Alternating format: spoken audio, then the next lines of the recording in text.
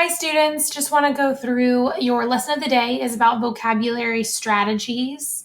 So the first thing that we want to make sure that we're paying attention to when we're reading our fantasy texts or any text is that specific vocabulary plays a role in everything you read, but especially in fantasy, because a lot of these things that we're reading about are made up in imaginary worlds. So we want to pay close attention to words that are new to you and figure out what they mean by using a toolkit of vocabulary strategies. So invented words. So many authors invent their own words for their fantasy texts.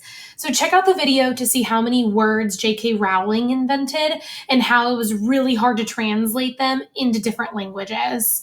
If it's not working on the screen, it probably is not. You may need to go back to your Tuesday lessons, your steps, in order to view the PowerPoint and able to see this video. But if you hop on the Google Meet session at noon, we will watch this video live. So why do authors invent or use new words? So maybe they invent it because the word they need doesn't exist. So William Shakespeare invented 1,700 words that we use even today. They use words like bubbly, majestic, and elbow, all invented by William Shakespeare. So fantasy sometimes takes place in unusual locations, which means that they require a whole set of unfamiliar words. So while they are real words, they're just not words that we use every single day because this isn't happening in every day. It's happening in a fantasy world. So as fantasy readers, we want to use our strategy toolkit to tackle an unfamiliar word when we come across it. So the first thing that you can do is you can use what you know about root words. So we know a lot about root words based upon our studies that we've done throughout this school year. Like angle and graph, we know means to write. And look for a word or a part of a word that's familiar. So tricolor, trident. We know that tri means three. So it probably has something to do with three things. Envision what's happening in the scene. So think to yourself, what is happening? What would this kind of be like? Tap into what you know about how the genre tends to work. So starting from this point and ending at this point, how would that work out? Read forward to get a bigger sense of what's happening, then circle back when things start to click. So maybe you can underline that word in your text and say, I'm going to come back to this word at the end of the chapter and see if I can figure out based upon what's happening in my text. Try a substitute word that might fit. So Harvey half devoured. So if you don't know what the word devoured means, maybe you can say, okay, well, they are having lunch, they're eating dinner, they're stuffing their faces. So it probably means eaten in some way. You can use a reference. So grab a dictionary, do an internet search, ask a friend or your grown-up that is currently with you.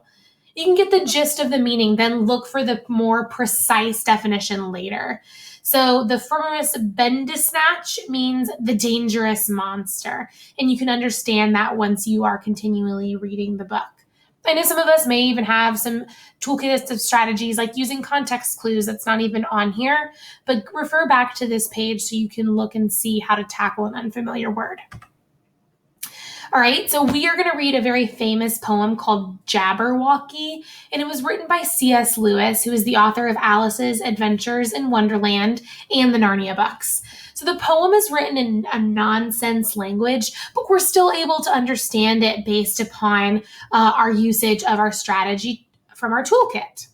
So you can figure out what the words mean by using these strategies. So again, you may need to pause the video so you can circle back to the original lesson in order to play this. It's about a 5-minute long. Actually, I think it's only about 2.5 minutes. All right, so what I want you guys to fill out is your word. What does it mean? How do we know? And then what strategy did we use? So you can use this on a piece of paper. You can also use this in your actual lesson. You can just make a copy of it and copy it down in there, just so you can kind of get the hang of using these strategies within your text. So the words that we're going to be using here come from the poem that we just listened to Jabberwocky. So find some words that you may not know. Trust me, you will find many. And use your context clues, use your strategies in order to find out those definitions. We will be actively doing this during our Google Meet session today. So if you don't understand just yet, feel free to hop on that Google Meet session and we can go through this more in depth. See you guys soon. Bye.